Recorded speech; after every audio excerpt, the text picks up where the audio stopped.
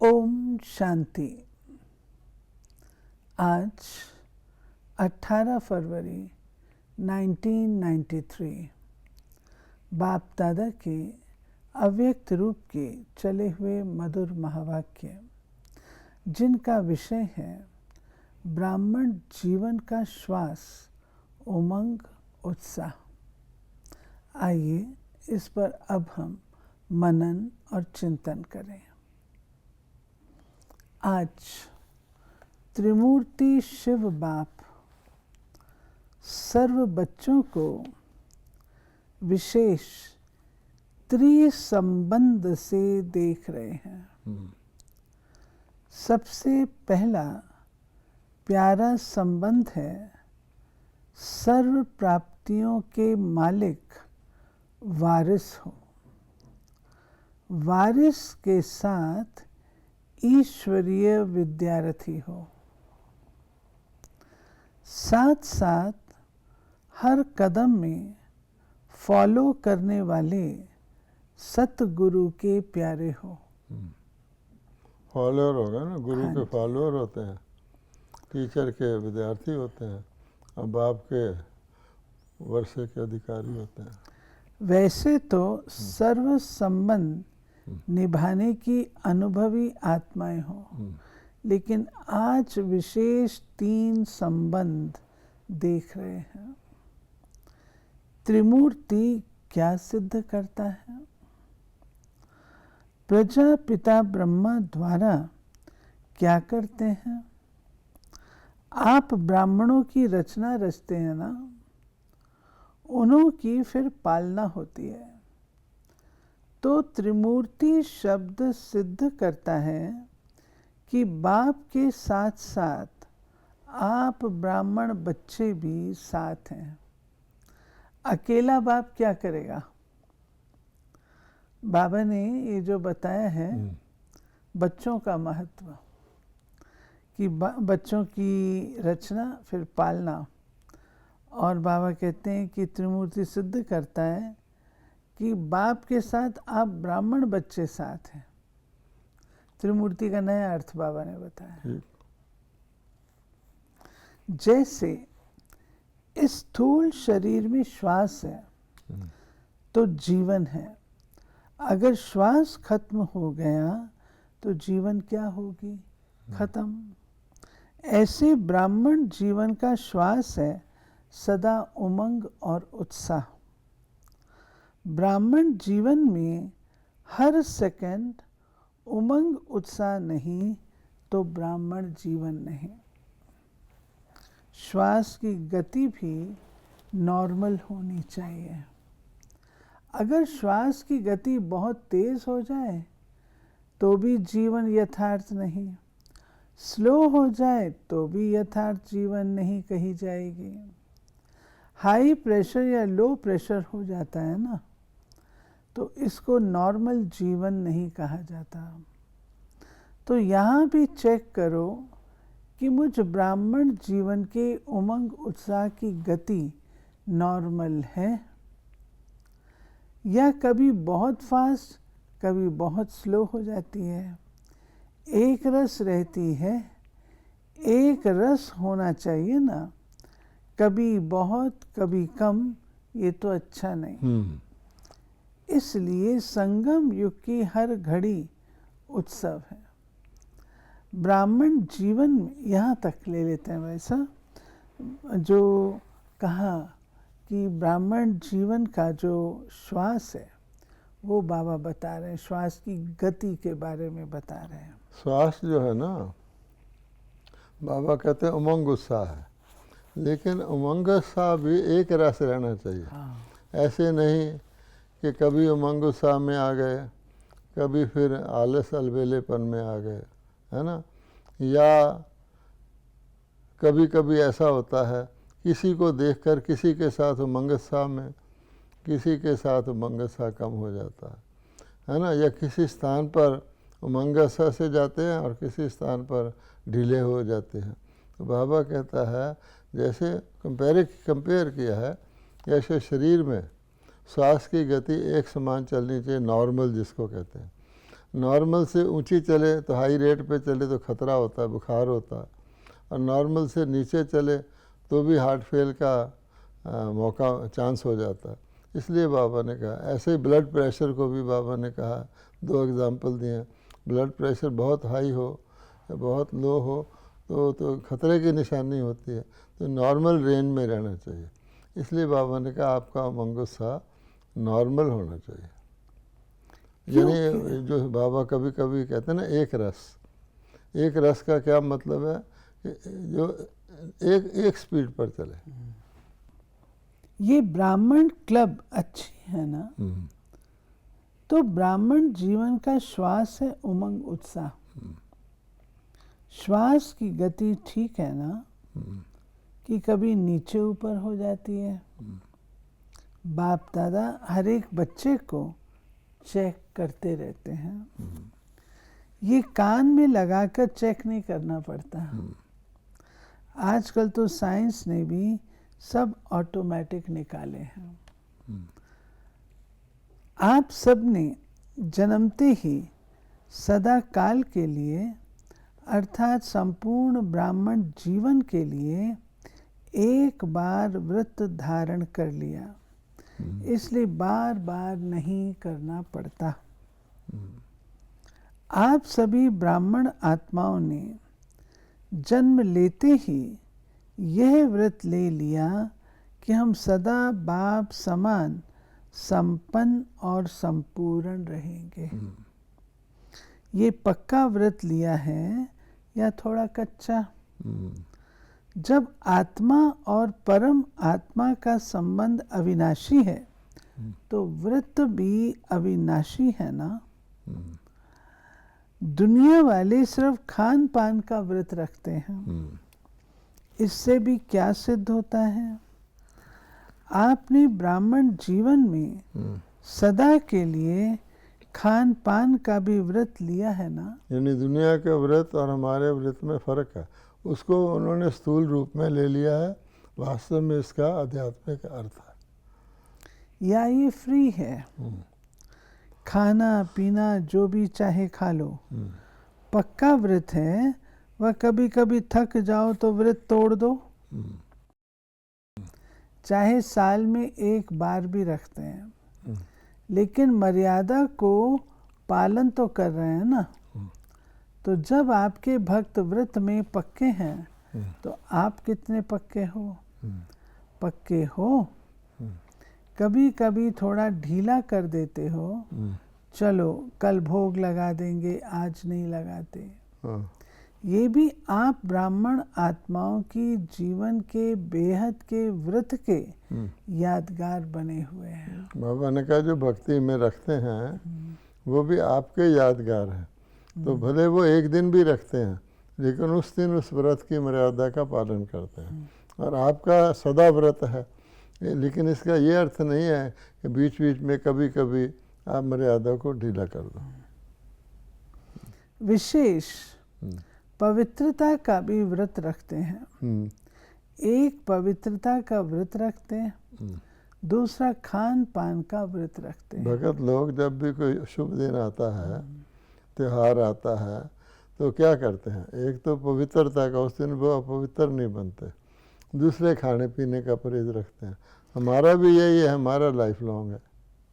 तीसरा, सारा दिन किसी को भी किसी प्रकार का दुख या धोखा नहीं देंगे। हाँ, अगर दुकानदार भी होगा मान लो, उस दिन अगर दुकान खोलेगा तो ठगी नहीं करेगा। लेकिन आपका इस ब्राह्मण जीवन का व्रत बेहद का है, उन्हों का एक दिन का है। पवित्रता का व्रत तो ब्राह्मण जन्म से ही धारण कर लिया है ना। सिर्फ ब्रह्मचर्य नहीं, लेकिन पांचों ही विकारों पर विजय हो। बाबा कहता है पवित्रता तो धारण कर लिया, लेकिन एक होता है ब्रह्मचर्य, वो मूल है। लेकिन अगर क्रोधी रहे, लोभी रहे, अभिमानी रहे, है जी, तो फिर क्या गिना जाएगा? व्रत पूरा तो नहीं हुआ ना। तो पांचों विकारों का व्रत, इसको कहते हैं पवित्रता का व्रत। तो सोचो कि पवित्रता के व्रत में कहाँ तक सफल हुए हैं। जैसे ब्रह्मचर्य अर्थात काम महाशत्रु को जीतने के लिए विशेष अटेंशन में रहते हो, ऐसे ही और भी 4 साथी जो काम महाशत्रु के हैं उनका भी इतना ही अटेंशन रहता है कि उसके लिए छुट्टी है। थोड़ा थोड़ा क्रोध भले कर लो, छुट्टी है नहीं, लेकिन अपने आप को छुट्टी दे देते हो। देखा गया है क्रोध के बाल बच्चे जो हैं उनको छुट्टी दे दी है। क्रोध महाभूत को तो भगाया है, उसके जो बाल बच्चे हैं उनसे थोड़ी प्रीत अभी भी रखी है। जैसे छोटे बच्चे अच्छे लगते हैं ना, तो वो क्रोध के छोटे छोटे बच्चे कभी कभी प्यारे लगते हैं। व्रत अर्थात संपूर्ण पवित्रता का व्रत। कई बच्चे बहुत अच्छी अच्छी बातें सुनाते हैं, कहते हैं क्रोध आया नहीं, लेकिन क्रोध दिलाया गया तो क्या करें। मेरे को नहीं आया, लेकिन दूसरा दिलाता है। बहुत मज़े की बातें करते हैं। कहते हैं आप भी उस समय होते तो आपको भी आ जाता। तो बाप दादा क्या कहेंगे? ब्रह्मा बाबा को भी कह देते हैं अगर आप होते ना तो आपको भी आ जाता। ऐसी परिस्थिति थी। तो बाप दादा क्या कहेंगे? बाप दादा भी कहते अच्छा तुमको माफ कर दिया, लेकिन आगे फिर नहीं करना। आप मास्टर ज्ञान सूर्य बन विश्व में अंधकार को मिटाए रोशनी देने वाले हो। जो विश्व को रोशनी देने वाला है वो स्वयं क्या होगा? स्वयं अंधकार में तो नहीं होगा ना। दीपक के माफिक तो नहीं हो। दीपक के नीचे अंधियारा होता है, ऊपर रोशनी होती है। चिराग तले अंधेरा। हाँ, आप मास्टर ज्ञान सूर्य हो, तो मास्टर ज्ञान सूर्य स्वयं भी प्रकाश स्वरूप है, लाइट माइट रूप है, और दूसरों को भी लाइट माइट देने वाले हैं। सूर्य के पास तो उसका शैडो नहीं होता ना। जहाँ सदा रोशनी होती है वहाँ अंधकार का सवाल ही नहीं। अंधकार हो ही नहीं सकता।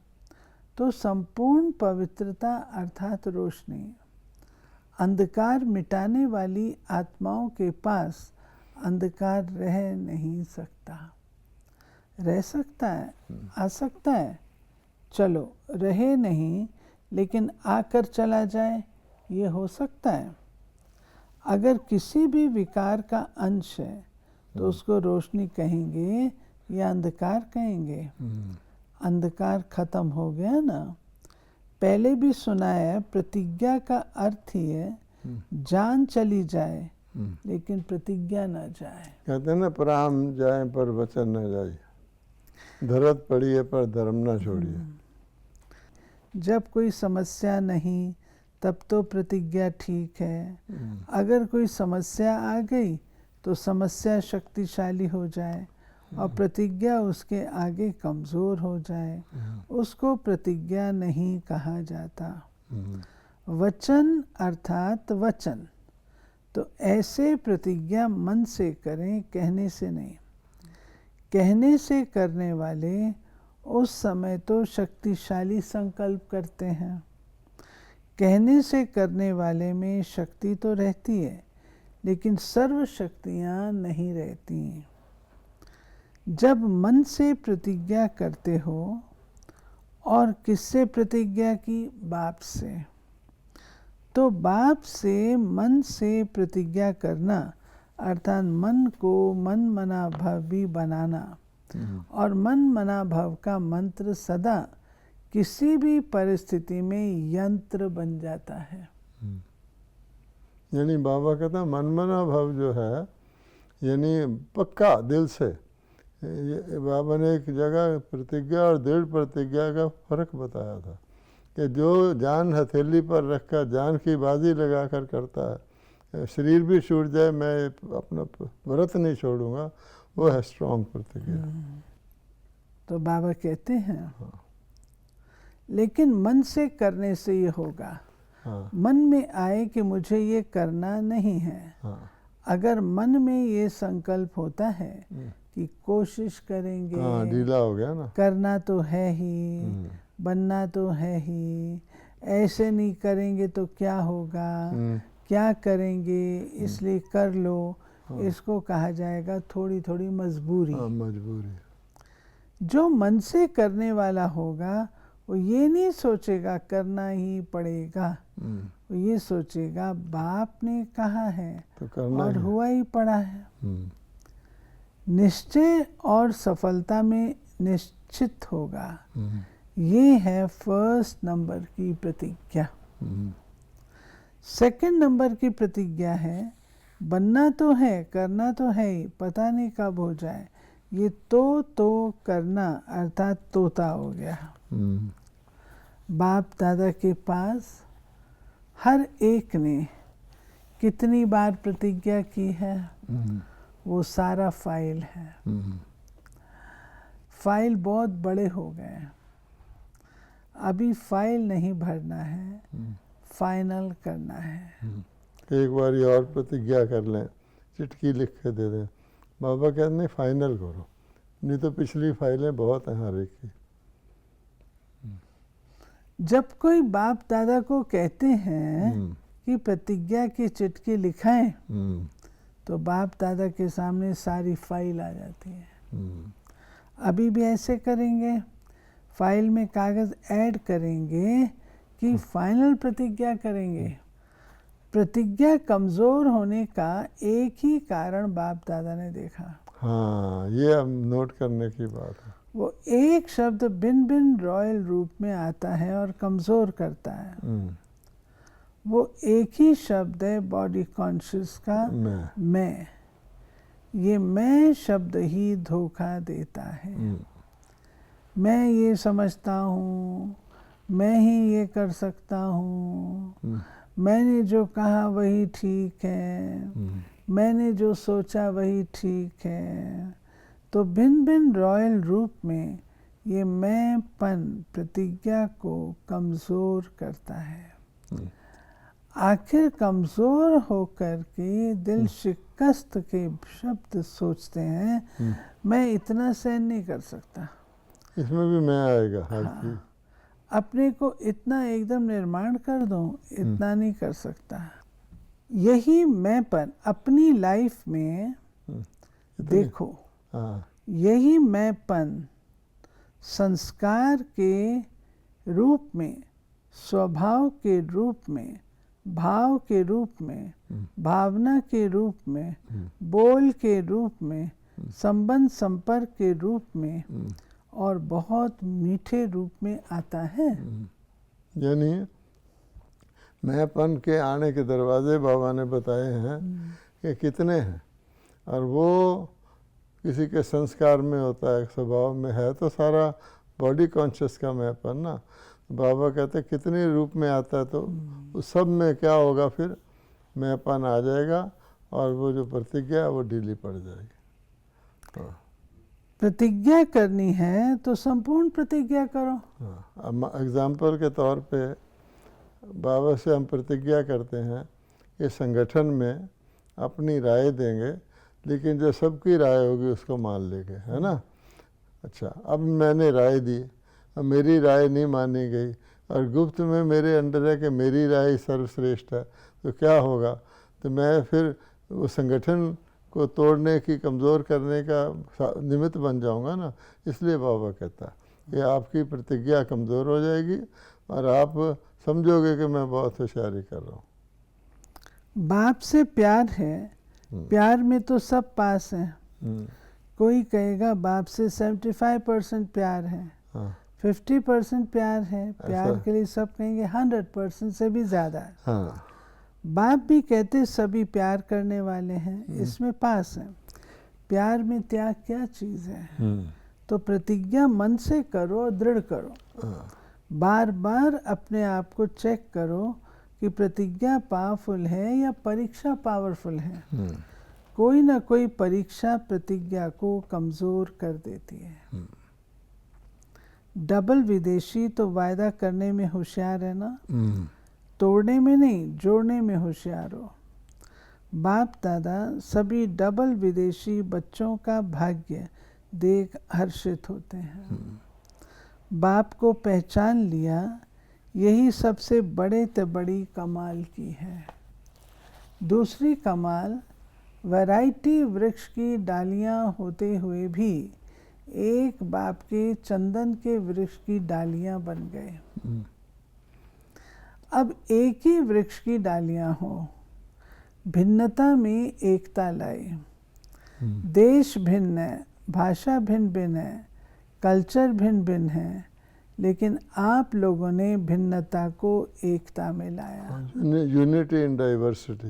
ये तो डबल विदेशी जिनको बाबा कहता है, भारत के बाहर के ब्रह्मा कुमार कुमारियाँ, उनकी भारत से तो कल्चर भिन्न है ही, भाषा भी भिन्न है, आपस में भी उनकी भिन्न भिन्न है।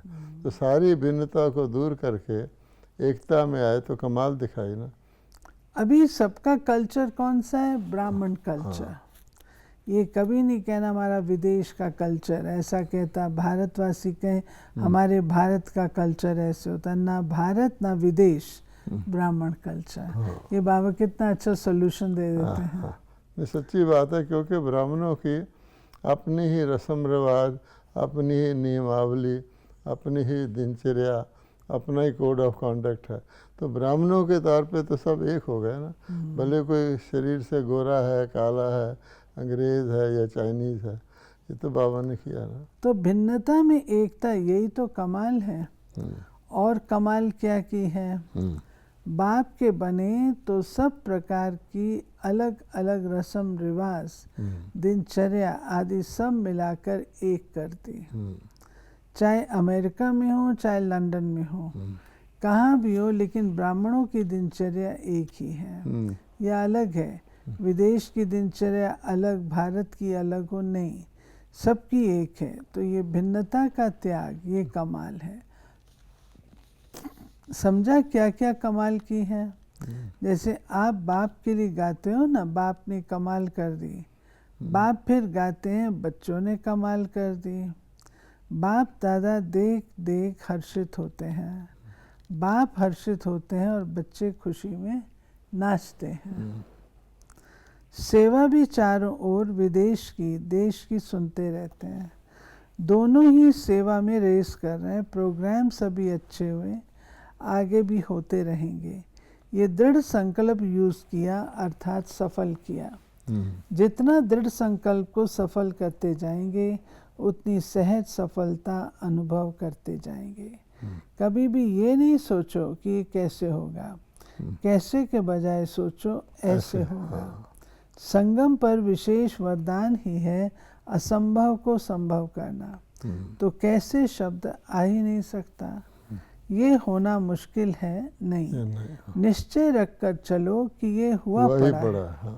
सिर्फ प्रैक्टिकल में लाना है, रिपीट होना है, बना हुआ है, बने हुए को बनाना अर्थात रिपीट करना। सहज सफलता का आधार दृढ़ संकल्प के खजाने को सफल करो। समझा क्या होगा, कैसे होगा? नहीं, होगा और सहज होगा। संकल्प की हलचल है तो सफलता को हलचल में ले आएगी। अच्छा, चारों ओर के सदा उत्सव मनाने वाले, सदा उमंग उत्साह से उड़ने वाले, सदा संपूर्ण प्रतिज्ञा के पात्र अधिकारी आत्माएं, सदा असंभव को सहज संभव करने वाले, सदा हर प्रकार की परीक्षा को कमज़ोर कर प्रतिज्ञा को पावरफुल बनाने वाले, सदा बाप के प्यार के रिटर्न में कुछ भी त्याग करने की हिम्मत वाले, ऐसे त्रिमूर्ति शिव बाप के जन्म साथी ब्राह्मण आत्माओं को अलौकिक जन्मदिन की याद, प्यार और मुबारक। बाप दादा की विशेष श्रेष्ठ आत्माओं को नमस्ते। सो ये थी बाबा की आज की मुरली, जिसमें बाबा ने हम बच्चों को दृढ़ प्रतिज्ञा और व्रत जो हम बच्चों को रखना है उसके बारे में बताया। बाबा कहते हैं सदा उमंग उत्साह में रहना, वो भी एक रस हो। ये ब्राह्मण जीवन का श्वास, उमंग और उत्साह। ओम शांति।